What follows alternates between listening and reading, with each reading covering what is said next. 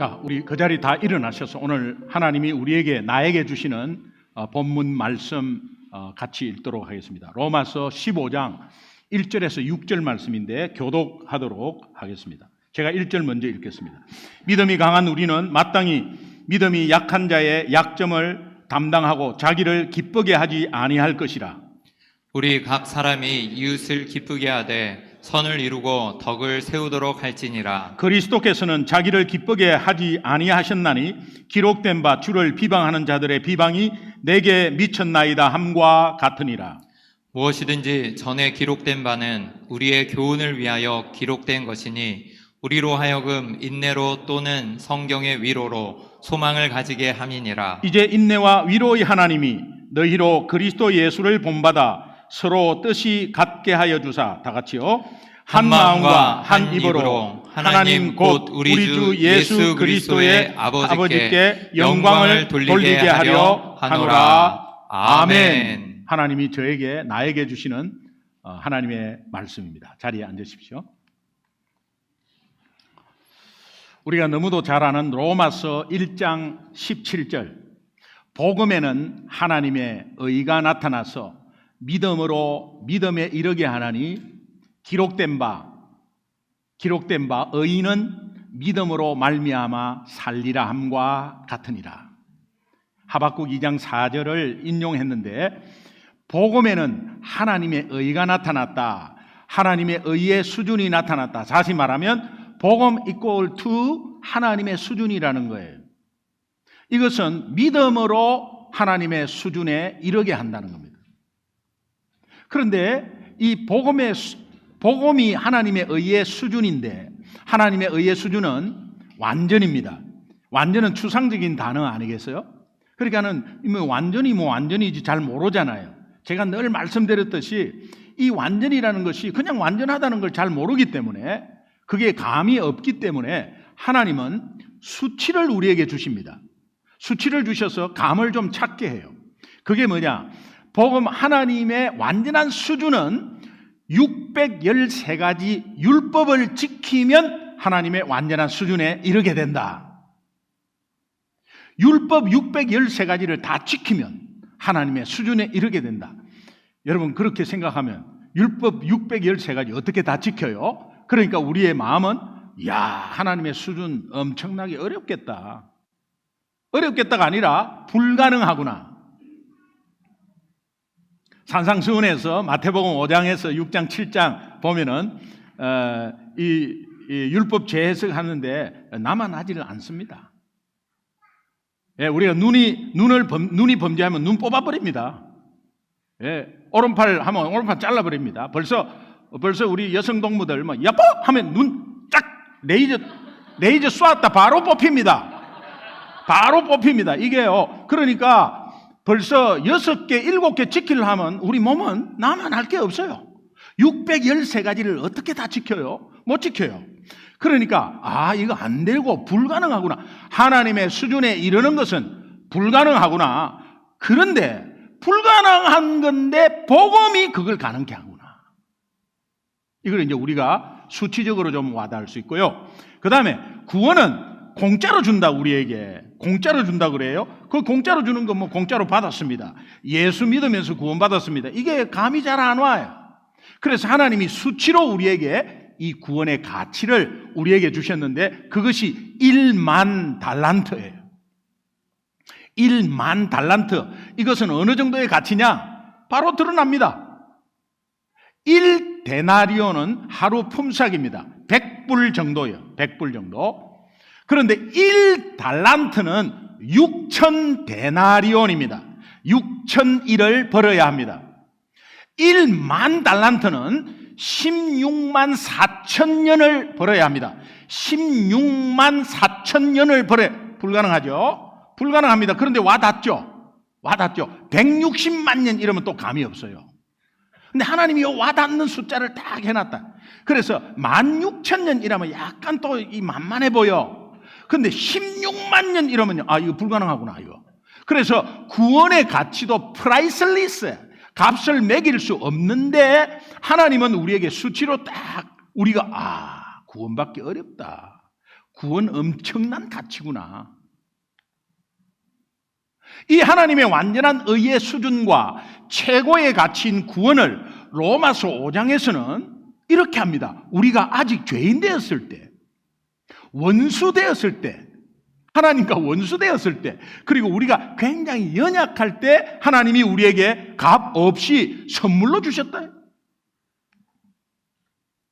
에베소서 2장 8절은 이렇게 말합니다. 너희가 그 은혜로 인하여 믿음으로 말미암아 구원을 얻었나니 이것이 너희에게서 난 것이 아니요 하나님의 선물이라.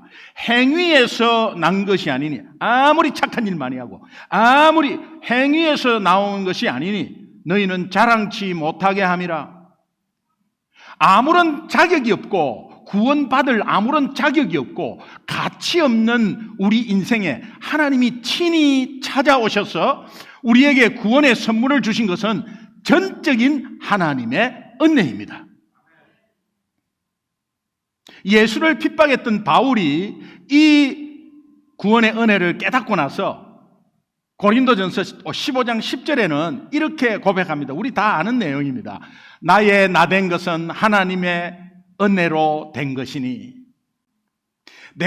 내게 주신 그의 은혜가 헛되지 아니하여. 여러분, 하나님이 우리에게 주신 은혜 헛되지 않죠?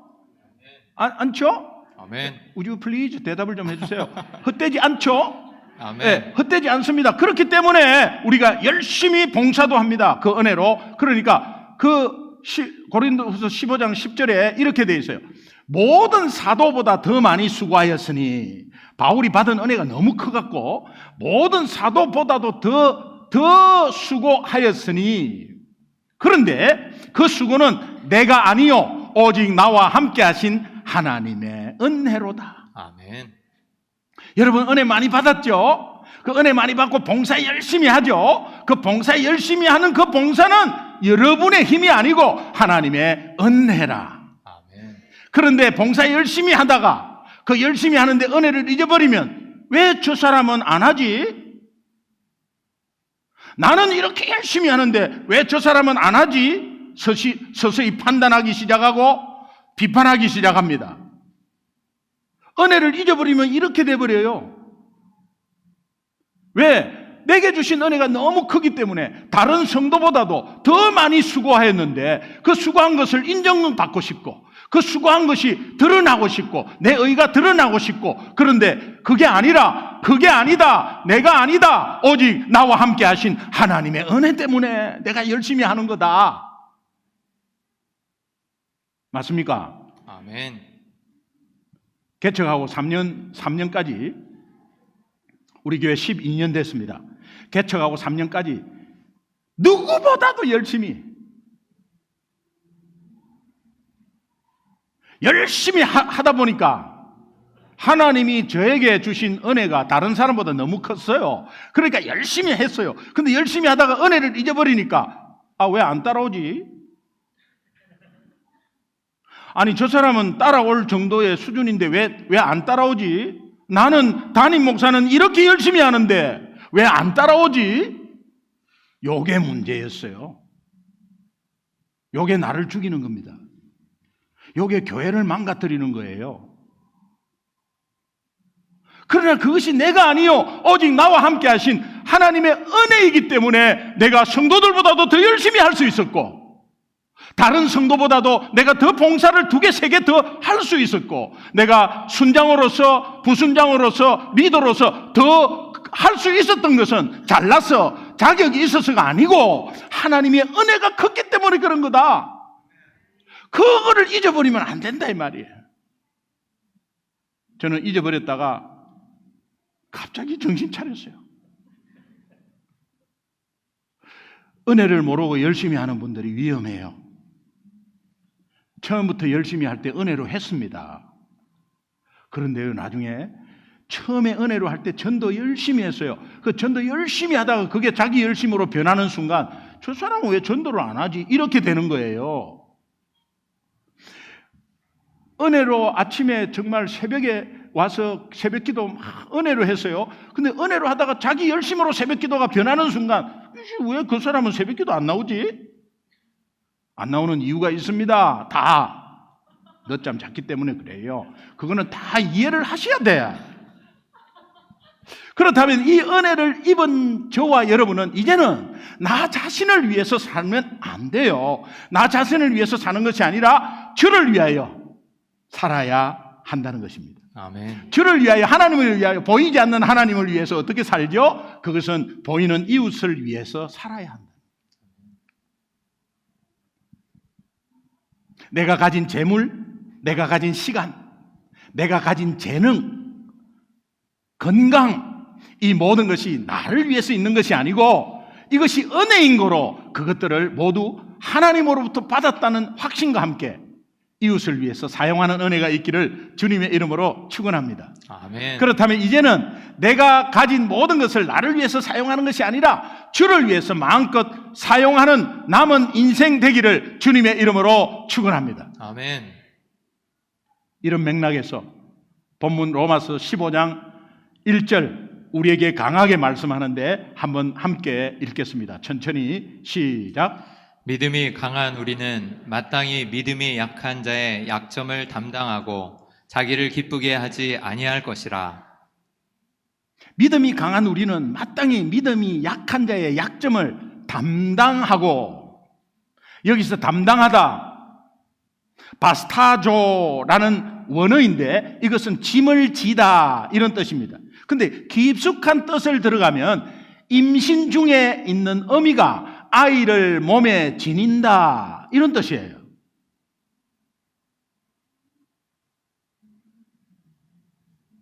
사랑을 가지지 않으면 그렇게 지닐 수 없죠. 이 단어가 어디에서 사용되냐 하면 예수님이 십자가에서 죄를 지실 때 그때 사용되는 거예요. 인간의 모든 죄를 담당하셨다. 믿음이 강한 우리가 믿음이 약한 사람들의 약한 것을 대신 짊어져야 한다고 말씀하셨는데 왜 그렇게 해야 하는가? 그것은 우리가 연약할 때, 원수되었을 때, 우리가 죄인 되었을 때 예수님으로부터 받은 도움이기 때문에 그렇습니다. 예수님이 우리의 짐을 대신 짊어지셔서 우리가 사망과 죽음의 권세에서 자유하게 되었습니다. 아멘. 수고하고 무거운 짐진 자들아 다 내게로 오라 내가 너희를 쉬게 하리라. 예수님의 십자가 사건이 그 말씀이에요. 여러분, 무엇 때문에 여러분이 무거워요? 무슨 짐을 지셨길래 무거워요? 가족의 생계를 다 책임지십니까? 여러분의 건강? 아니면은 여러분의 경제적인 것? 무엇 때문에 짐이 있습니까? 관계적으로 어렵습니까? 그게 짐이 있습니까? 짐이 있을 수 있죠. 그러나 그 짐은 하나님께 내려놓을 때 우리가 자유스럽고 하나님이 그 짐을 해결하는 것은 십자가에서 우리 죄를 해결한 죄의 짐을 풀어주셨기 때문이다. 아멘. 로마서 15장 1절에 우리라는 단어가 나와요.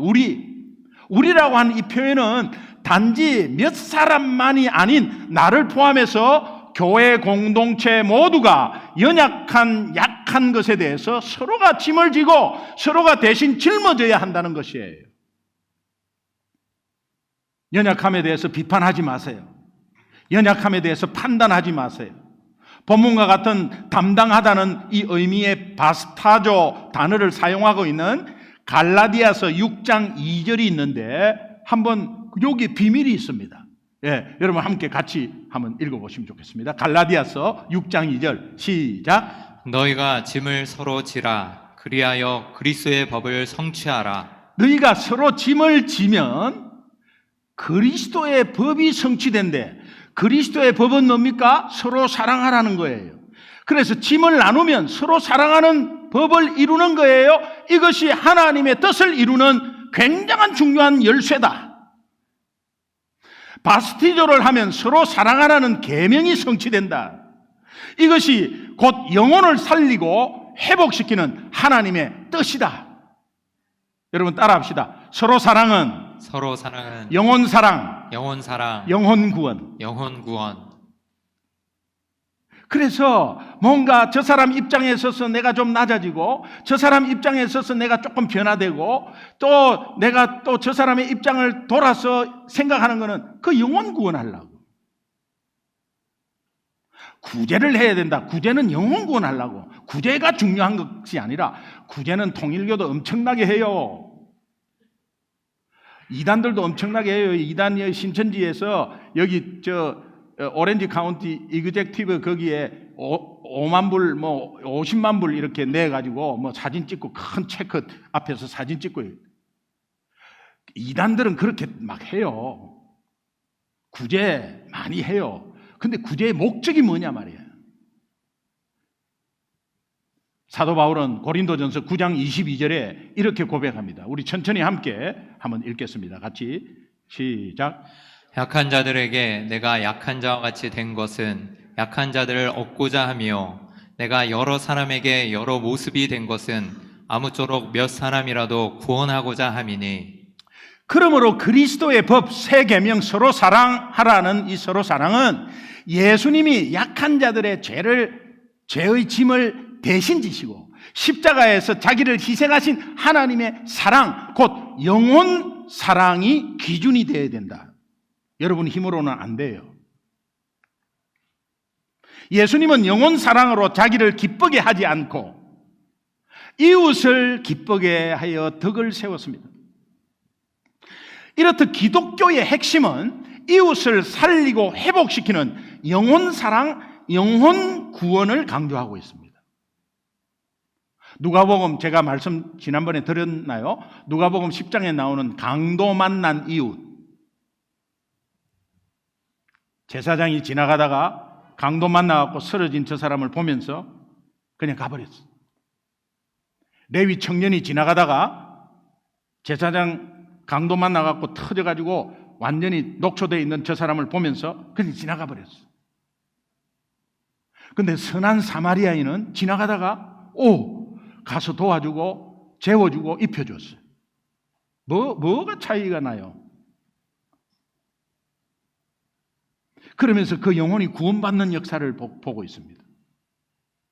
자, 기준이 무슨 기준이냐? 내가 저 사람을 도와줄 때 내가 어떻게 될 것인가?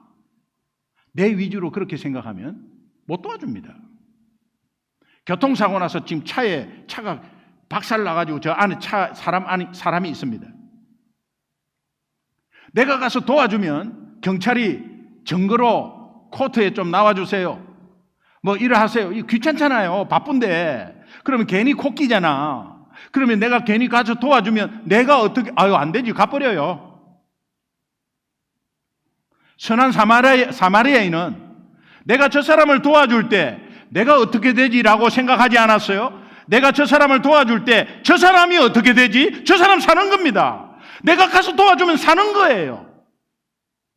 뒤를 생각 안 한 거예요. 그냥 내가 저 사람을 도와줄 때 저 사람이 어떻게 될까? 저 사람 사는 겁니다. 기독교는 이타주의예요.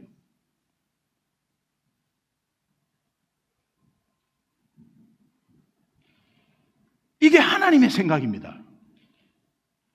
이런 내용을 염두에 두고 다시 한번 로마서 오늘 15장 1절에서 3절 여러분 천천히 이런 지금 앞에 들었던 내용을 한번 염두에 두고 한번 오늘 본문 1절, 2절, 3절 함께 읽겠습니다. 시작. 믿음이 강한 우리는 마땅히 믿음이 약한 자의 약점을 담당하고 자기를 기쁘게 하지 아니할 것이라.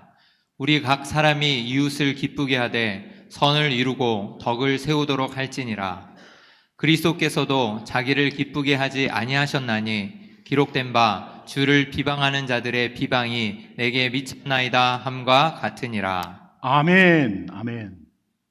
특별히 3절을 보면 그리스도께서 자기를 기쁘게 하지 아니하셨나니 기록된 바 하는 것은 구약을 인용했다 이 말이에요. 기록된 바 주를 비방하는 자들의 비방이 내게 미쳤나이다 함과 같으니라. 이 무슨 말이냐 하면 시편 69편 9절 말씀이 인용이 되었는데 주의 집을 위하는 열성이 나를 삼키고 시편 69편 9절에 그런 표현이 있습니다. 나를 삼키고, 이 말은 뼛속까지 주님을 위해서 자신을 불태웠다, 이제 그런 뜻이에요. 주의 집을 위하는 어떤 열심이 은혜로 하는 겁니다. 은혜로 그 열심이 나 자신을 태워버렸다. 그리고 주를 비방하는 비방이 내게 미쳤나이다. 여기서 주의 집을 위하는 열성, 다윗의 열성입니다.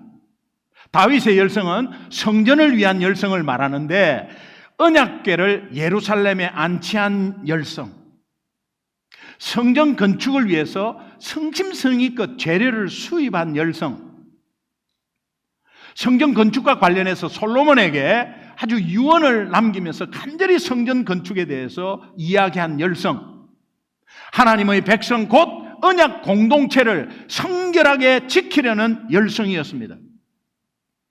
이것은 요한복음 2장에 예수님의 열성과 연결이 됩니다. 다시 말하면 다윗의 열성은 예수님의 열성의 징표였어요.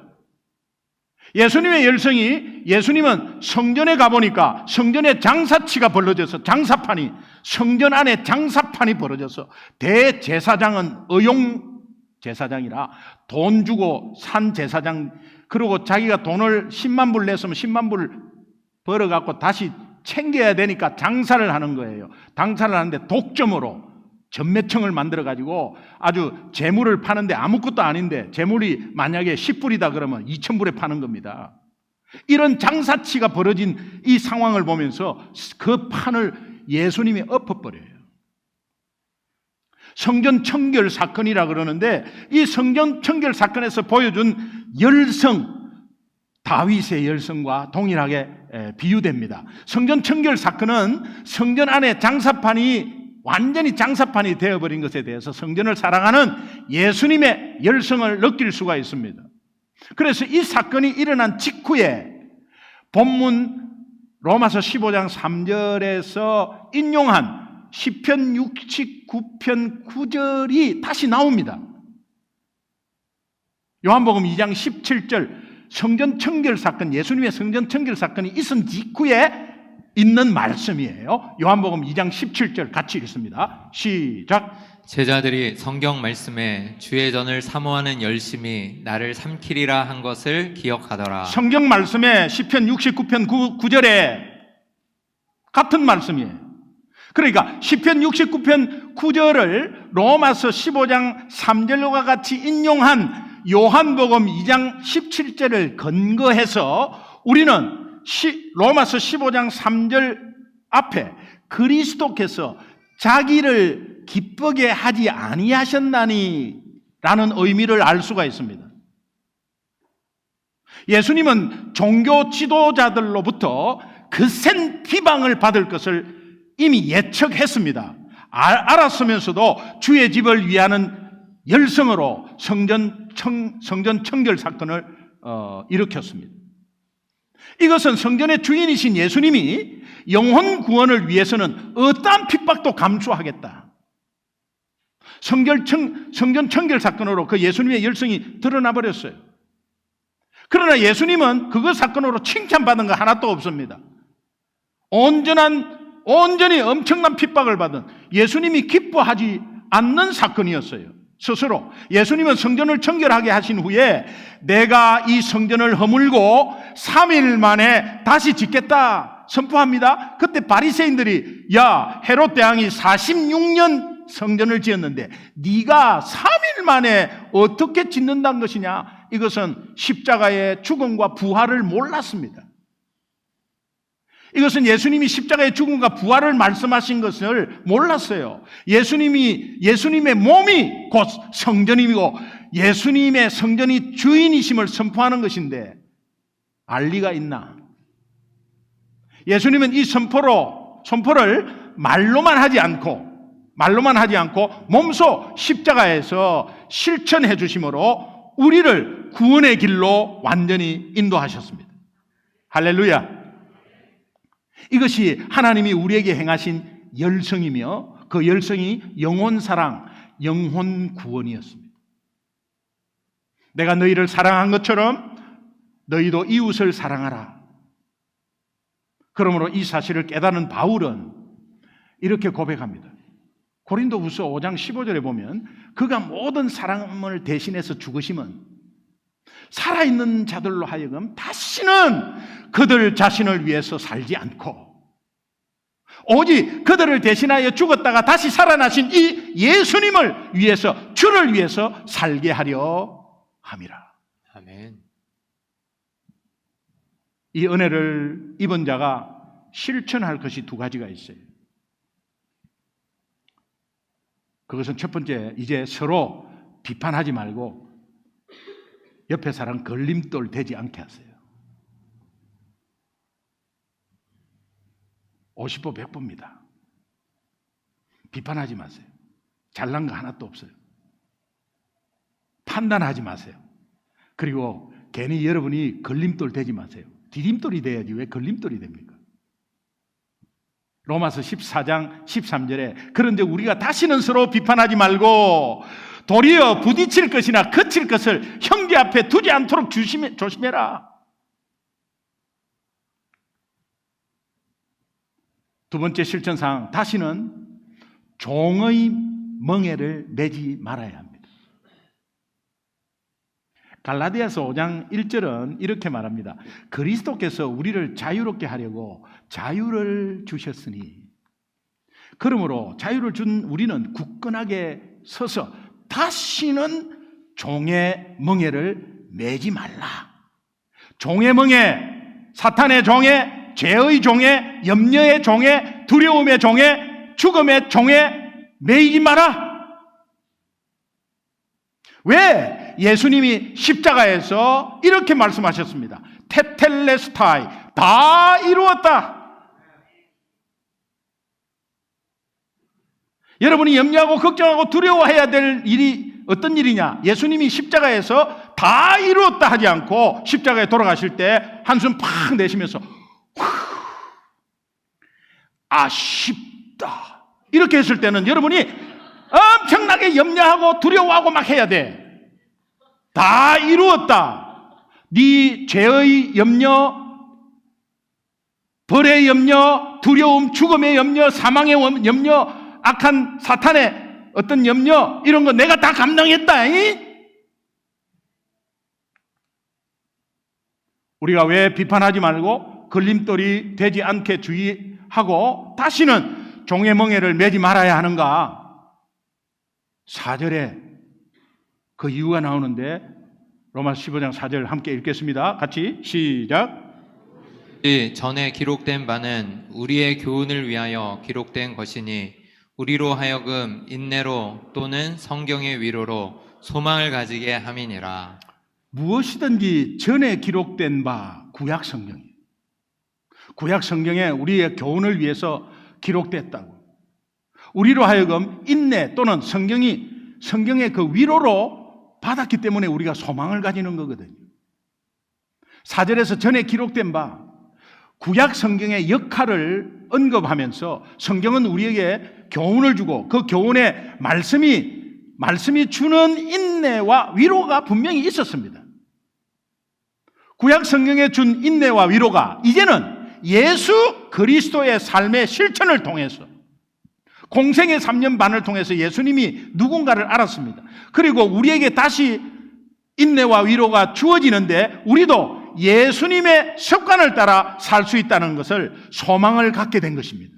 예수님이 보여주셨기 때문에, 직접 눈으로 다 보여주셨기 때문에. 우리는 지난 9월, 10월에 블레스 40을 했습니다. 이 40일간 새벽 예배를 통해서 하나님께 영광을 올려드렸습니다. 예수님의 습관을 따라 우리의 습관이 변화되는 것이 목적이었습니다. 이 40일이라는 영적 의미는 준비하는 기간이다, 그렇게 말씀드렸죠. 그래서 예수님의 습관을 닮아가는데 준비하는 기간으로 하나님께 감사함으로 올려드렸다면 이제 마치고 나서는 준비됐으니까 이제는 여러분 이 5가지 습관을 조금씩 실천해 나가야 되지 않겠습니까? 네. 실천할 수 일만 남았어요. Bless, begin with prayer, 기도부터 시작해라. 무슨 모임이든 어떤 하든 기도부터 시작해라. 그 습관을 가져라. 밥 먹자 밥 먹자. 밥 식기도 이런 거 말고 말이에요. 우리가 어떤 게 조금씩 모였습니다. 모이면 어디 놀러 가려고도 우리 지체들끼리 모였습니다. 그럼 야 오늘 어디 가냐? 그래 가자 이러지 말고 딱 모이면 기도부터 딱 시작하고. L. Listen carefully. 세심하게 귀를 기울여서 경청하는 것, 그것은 그분의 마음과 그분이 말하는 의도를 캐치하면서 들어주는 것. E together. S, serve, 섬기는 것. 마지막 S, share my story. 이것이 공생의 기간 동안에 예수님이 우리에게 보여준 삶의 습관이라고 말씀드렸습니다. 우리가 이제 예수님의 이 5가지 습관을 삶 속에서 몸소 실천할 때에 그 삶이 그리스도의 법을 성취하는 삶이 된다. 그리스도의 법이 뭡니까? 세 계명, 서로 사랑하라는 것을 성취하는 것이 된다. 제가 우리 이소영 자매한테 말씀드려가지고 간증해도 됩니다. 허락받고 지금 합니다. 제자반을 마치고 블레스 40을 마치고 나서 하나님이 주신 축복이 있었습니다. 한국에서 간호사 하다가 여기에 와서 간호사 영어 시험 치는 게 보통입니까? 엄청 어렵습니다. 혼자서 시집 와가지고 우울증에 그냥 시달리고 있다가 우리 교회를 만났어요. 그리고 LA에서 이쪽으로 이사를 오게 됩니다. 교회 근처에 오게 돼요. 그냥 교회가 좋아서. 그 교회에 오게 돼요. 와가지고 이 블레스 40을 함께 하나님께 올려드렸습니다. 아무리 시험을 쳐도 안 되는 거예요. 커트라인에 올라갈 수가 없는 거예요. 그런데 2차 세계대전 이후로 처음으로 간호사가 부족해갖고 커트라인을 낮춰버려 버렸어요. 이소영 자매를 위한 것입니다. 그래서 합격됐어요. 이게 택도 안 되는 점수로 합격돼 버렸어요. 본인이 말합니다. 이거 하나님이 하셨다고. 그러면서 이제 취직을 해야 되잖아. 이제 간호사로 취직을 해야 되는데 이 영어에 두려움이 있고 이거 못했어요. 그러다가 주변에 있는 이런 이제 병원도 알아보고 했는데 뭐 안 됐어요. 근데 블레스 40 기간 끝나자마자 뭔가 하나를 캐치했는데 세인주드 간호사 들어가기 하늘의 별따기입니다. 그런데 세인주드 간호사 모집에 마감이 2시간밖에 안 남았어요. 그리고 직접 가야 돼. 그러니까 인터넷으로 일단 등록해놓고 직접 가니까 마감 10분 전이야. 그 들어가가지고 이야기하는데 너무 반기들 하는 거야. 이상하더래 좀. 너무 하나님이 하신 거예요. 야, 네 한국 사람 기다렸다면서. 예, 그러면서 그냥 네가 원하는 대로 다 그냥 알아서 다 가라 그러더래. 자기는 중환자실에서 있었고 그래서 거기 좀 익숙하다 했더니 뭐 그거 말고 다른 데로 또 가라고. 그러니까 쭉 내주더래요. 예, 그래가지고 기분이 너무 좋더래. 그래 돌아와서 내일부터 출근합니다. 일주일에 3일이 풀타임이라네. 여러분 이게 제가 왜 이 말씀을 드리냐면 하나님의 타이밍에 대해서 제가 말씀드리고 싶어서 그래요. 오늘 우리가 힘들고 어려워도 하나님은 분명히 시간을 정해놓고 우리를 인도해 주실 줄로 믿습니다. 예. 그래서 지난주에 제가 광고를 못했는데 지난주 점심시간에 떡 맛있게 드셨죠? 이소영 자매가 낸 거예요. 또 지난 주일 저녁에 우리 케빈 니콜 집사님 집에 갔어요. 우리 사랑이 생일이 월요일인데 주일날 이렇게 생일 잔치한다. 근데 알고 보니까 우리 니콜 케빈 집사님이 이 투게더 블레스 40에 같이 식사하면서 그러면서 하나님 은혜를 나누고 싶어가지고 이 좀 불신자 가정이나 이렇게 좀 초청하기로 마음을 먹고 일부러 그것을 목적이 아니라 그냥 그런 겸사겸사로 먹고 해서 그래서 초청했는데 제가 이제 기도해달라 그래서 이제 그 집에 갔어요. 굉장히 귀한 분을 만났어요. 우리 오늘 여기 와 계신데 저는 그냥 있는 그대로 말씀드린다면 먼저 저를 알아봐요. 저를 알아보는데 이렇게 한 일주일 전에 며칠 안 됐는데 만나가지고 이렇게 교회에 대해서 좀 멀어져 있어서 초청했대요. 그래가지고 이제 우리 목사님이 오시는데 김기동 목사 고구마 이러니까 나 한번 뵌 것 같다고 이야기를 했대요. 근데 긴가민가 거기 이제 그 목사님인가 잘 몰랐는데 이제 저를 보는 순간 알아보시더라고. 목사님 저는 뵀다고. 저는 모르는데. 근데 언제 어디에 오셨냐면 2012년 터키 선교사 재충전 수련회에 찬양팀의 기타리스트로 찬양팀 가운데 기타리스트로 오신 분이에요. 저 일렉 기타 전공하신 분입니다. 전공하신 분인데 오셨어요. 그래서 그때 이제 이야기를 하면서 그때 어떤 사건이 있었는데 어떤 목사님에게 엄청난 상처를 받은 거예요. 상처를 받고 이제 그러면서 이제 그 상처를 받아서 목사님에 대해서 교회에 대해서 마음문이 닫혔어요. 그리고 이제 굉장히 어려운 시간을 지내다가 돌아와서 이제 선제충 돌아와서 어려운 시간 지내다가 너무 어려운 가운데서 사람도 만나기 싫고 하는 가운데 미국에서 이제 친구가 바람 실어 오라고 그렇게 와서 지금의 아내를 만나게 되고 그러면서 미국에서 살았는데 그 상처가 영원히 지니고 갈 뻔했어. 그런데 그 상처를 푸는 유일한 분은 예수님이겠죠. 그런데 그 상처가 푸는 분은 예수님이지만 예수님을 통해서 그 앞뒤 내막을 알고 있는 자는 저밖에 없어요. 저분의 상처를 풀어줄 수 있는 얻는 고리는 저밖에 없어요. 왜? 제가 앞뒤 사정을 다 알고 있거든요. 그러니까 앞에만 있다가 가셨으니까. 그래서 상처받고 그냥 끝까지 그걸로 계시는데 그 뒤에를 알아야 풀리는 거거든. 근데 그것은 나밖에 몰라요. 하나님이요. 그 넓은 미국에서 10년 전에 그렇게 선교사 재충전 수련회 오게 해가지고 10년 뒤에 거기에 10년 동안 떠나 있다가 교회를 그래가지고 지금 미국에서 어느 집사님 집에서 딱 만나게 해주는 거예요. 열쇠는 저밖에 풀 수가 없어요. 그런데 저를 만나게 해준 거예요. 소름 돋치잖아. 제가요 그 설명을 쭉 해드렸어요. 왜 그런 일이 있었고 그런 일이 어떻게 있었고 어떻게 해서 풀렸. 저분이 이야기를 듣더니 그냥 10년만 채증이 싹 내려가 버려요.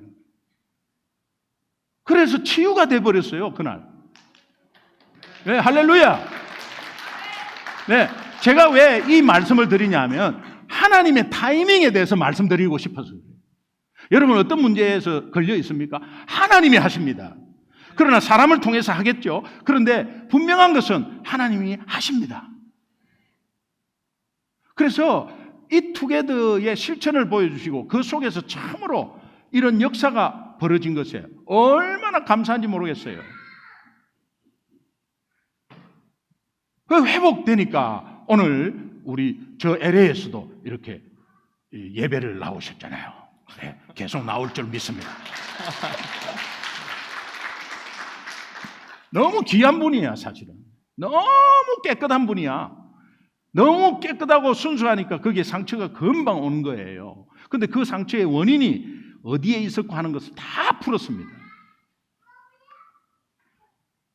오늘 우리의 만남은 우연이 아니고 서로 사랑하라는 그리스도의 법이 성취되는 순간 너무 감사했어요.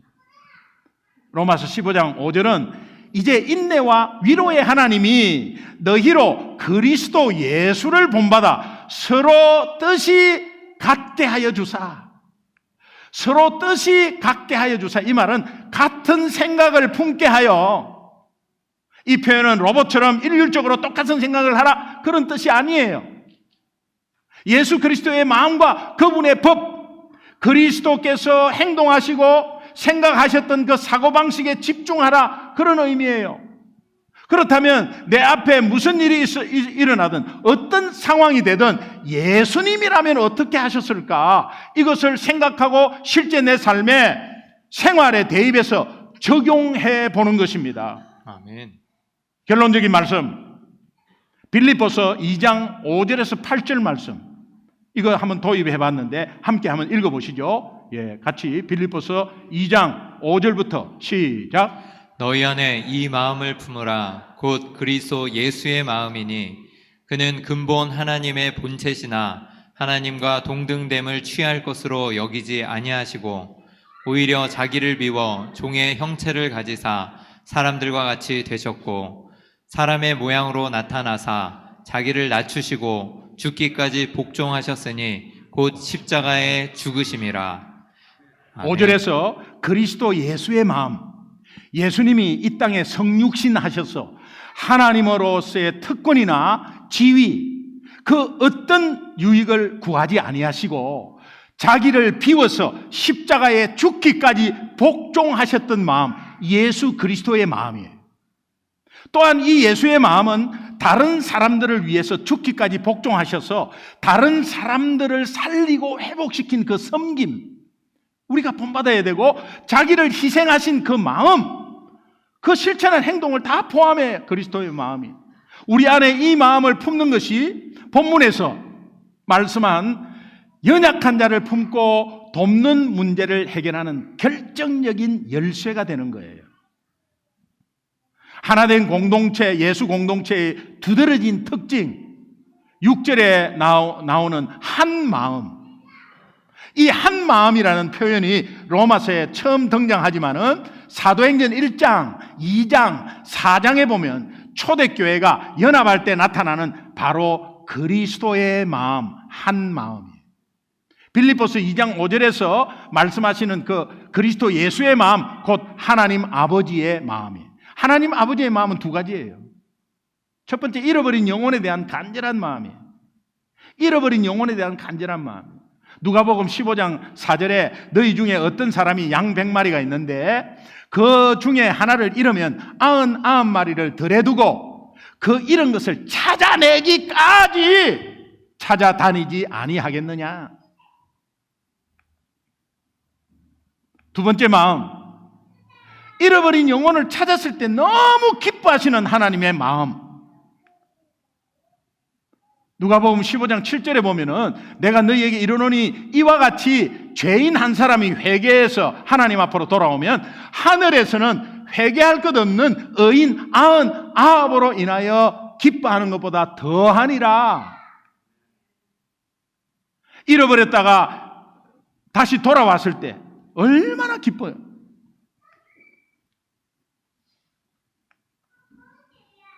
스바냐서 3장 17절에 보니까 너희 하나님 여호와가 너희 가운데 계시니 그는 구원을 베푸실 전능자시라.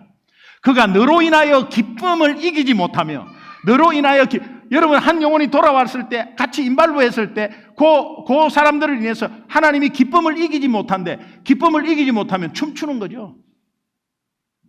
기쁨을 이기지 못하면 춤추는 거죠.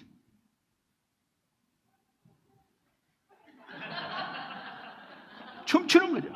하나님이 춤을 추신다. 외람된 표현이지만 너무 기쁘면 춤춘다. 기쁨을 이기지 못하며 너를 잠잠히 사랑하시며.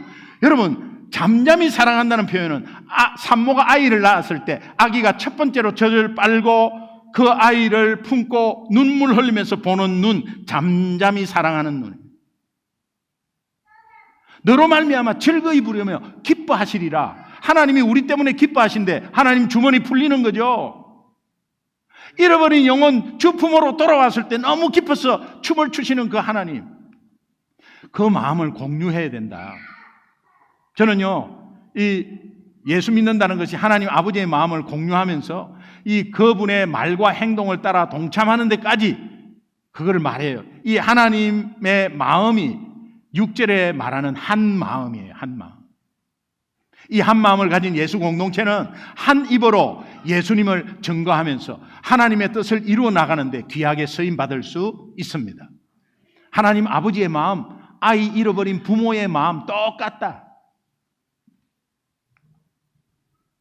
그러므로 여러분이 하나님 아버지의 마음을 공유함으로써 세상을 복음으로 정복하고 지체를 섬김으로 다스리는 은혜가 있기를 주님의 이름으로 축원합니다. 그렇게 될 때 우리 소중한 교회 성도 모두가 주 안에서 서로 사랑하며 하나 되는 공동체가 될 것입니다. 서로 사랑하며 하나 되는 공동체, 이 은혜가 여러분의 기업과 여러분의 가정과 자녀에게 실현되기를 주님의 이름으로 축원합니다. 아멘. 우리 합심해서 한번 결단의 기도 한번 하겠습니다.